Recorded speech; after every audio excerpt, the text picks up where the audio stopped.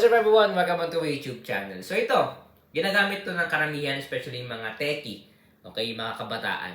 Sino ang nagsimula ng Canva?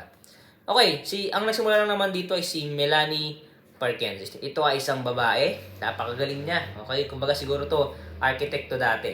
I mean, nag-aral ng architect. Okay, so ang lesson lang naman natin is yung democratize and tools para maging accessible sa lahat.